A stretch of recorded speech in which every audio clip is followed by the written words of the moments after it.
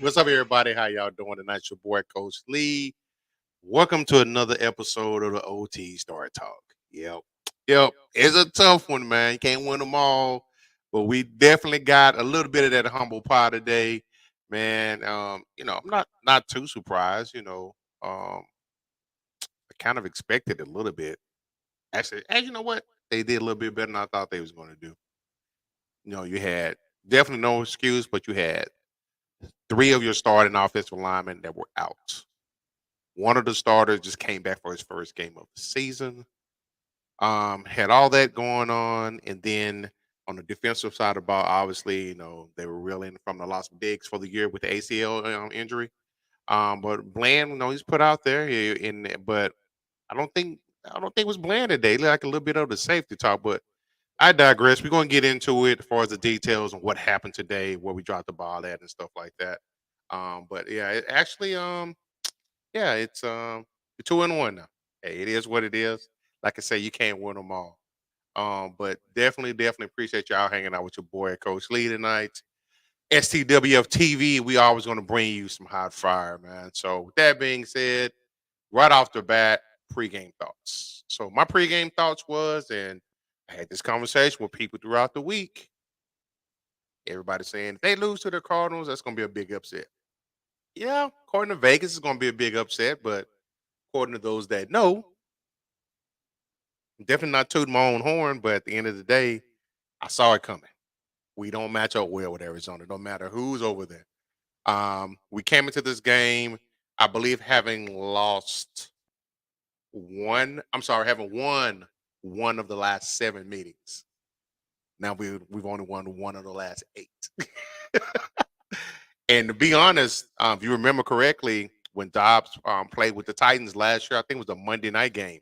He gave us a little bit of trouble last year too with his legs, and he showed that today, and he showed the vulnerability. But he beat us, on the back end. Our safeties were peeking in the backfield. I don't know what for. It wasn't that much of a running threat, but it got down the field on us on some stuff. So coming into this game, I thought we were, if we had a won, I wouldn't have been surprised. But also us losing, I'm not surprised as well either. Hey, it is what it is. Now, some of the negatives that I saw today, that's who didn't get it. It's enough to be out for everybody. You know what I'm saying?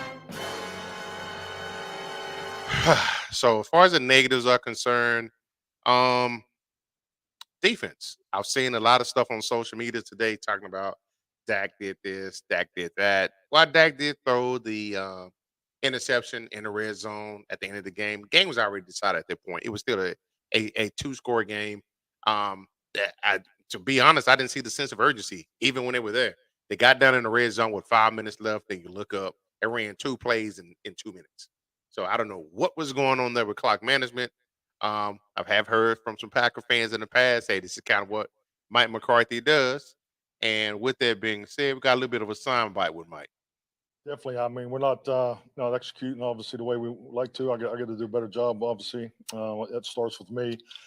They were playing us really, high in coverage. So that's why we were committing to the run, which I felt we a lot of times we had to go length of the field. We backed off in some sharp plays and everything, but yeah, we need to do a better job in red zone. What happened on the final interception?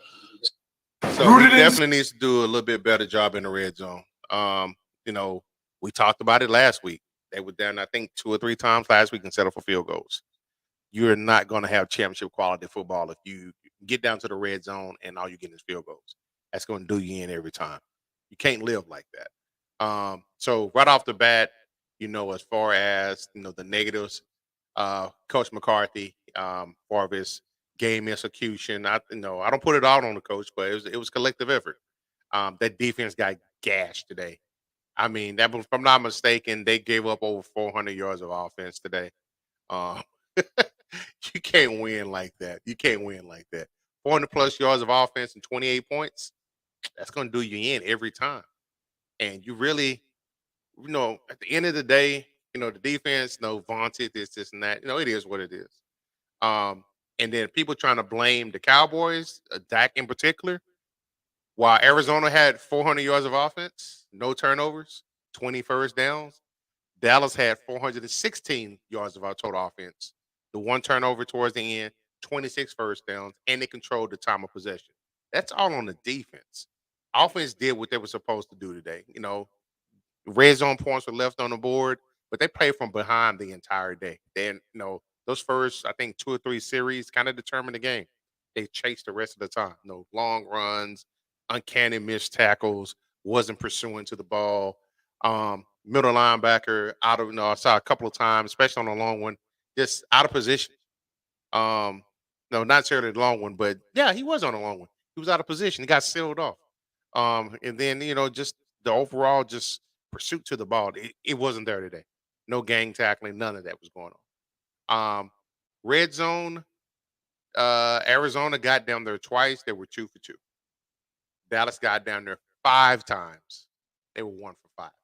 That'll do you in right there. You can't win like that. Rushing, Arizona 222, Dallas 185. Arizona averaged 7.4 yards a rush. Yeah, that's not a generational defense has been thrown around out there. And that's the thing that kind of irritates me a little bit.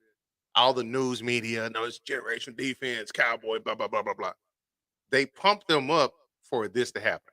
And then you got to hear the naysayers, the haters, the doubters, just waiting, just waiting. You're going to beat your chest the entire time. Don't just wait for them to take a L. Talking. I have more respect for somebody that talks the noise constantly. It is what it is. Some other negatives that we saw out there. Um, Again, the defense. Man, you was hearing them 2 weeks ago talking about doomsday comparison to the '85 Bears. Kill all that. Kill all that. That's done. That's done. They entered in the game only allowing 10 points with 10 sacks and 7 takeaways. Cardinals weren't intimidated by that. I think they got 1 sack today for Micah. Um, they gave up 28 points and no takeaways. It was very uncanny football for them today. Um, Also, this is kind of weird, but again, Dobbs is a journeyman, and he just kind of got us. He had that 44-yard scramble to set up the field goal, and we just didn't have an answer for it today. At the end of the day, Mike McCarthy again. Like he said, he tasted lead. He'll be the one to take the hit for that. It was all on him today. Um, but at the end of the day, uh, penalties. I believe they had. Let me take a look here. From a penalty standpoint, they had. I want to say they had 12 penalties, if I'm not mistaken.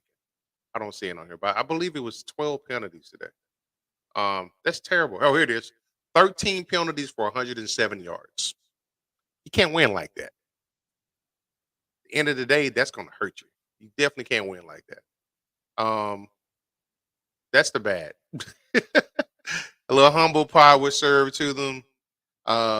Red zone woes continue. Uh, Penalties were killing them.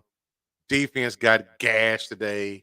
All those things was it just set it up.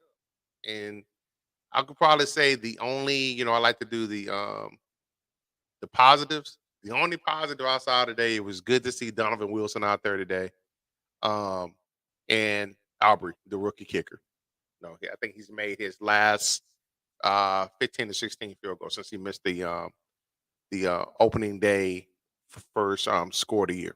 But he's been pretty automatic since then. So like they found him another kicker in that aspect. But if your kicker is the positive for you, then pretty much it was a bad day overall today. Um, On to the next game. Another one. So on to the next game. They've got Coach Belichick and the New England Patriots coming to town. He's going to be prepared. He's going to have a game plan for them. It's going to be hard. He's going to try to take them away from what they're comfortable at doing.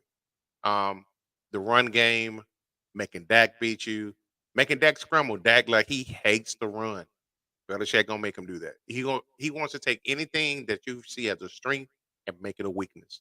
Anything he has that he sees as a weakness, he's going to make you prove that you can beat him by that weakness. That's what great coaches do. So it will be on display. They play at home next week. We'll be out there tailgating, doing the thing as always. We'll see how it goes from there. I don't know what's next. Is season's still early. It's only week 3. We still got 14 more of these to go. Teams got to get healthy. Obviously, Trayvon's gone for the year. Also, this is Jordan Lewis' first game back in the slot. So we got a little thing, a few things to button up. We got a couple of things that we need to get back in order. It's still gonna be my team at the end of the day. Hey, I'm here for the smoke. I know we gonna get it. That's what comes with being the Cowboy and the Cowboy fan. At the end of the day, it is what it is. No harm, no foul. I ain't gonna cry with no spilled milk. It is what it is. But all those who gave a chance to come across this, let me know what your thoughts are. If you think we could have done a better job as far as preparation, because again, it looked like we were just sleepwalking out there today. But other than that, man, like they say in the Wild Wild West, you only good as your last gunfight. So it's your boy Coach Lee, man. I appreciate y'all hanging out with me today. Just want to come on here and chalk it up, just see what I saw, share it with everybody. Like, comment, share, and subscribe. Appreciate y'all. Number love. Find this podcast and others on STWF-TV,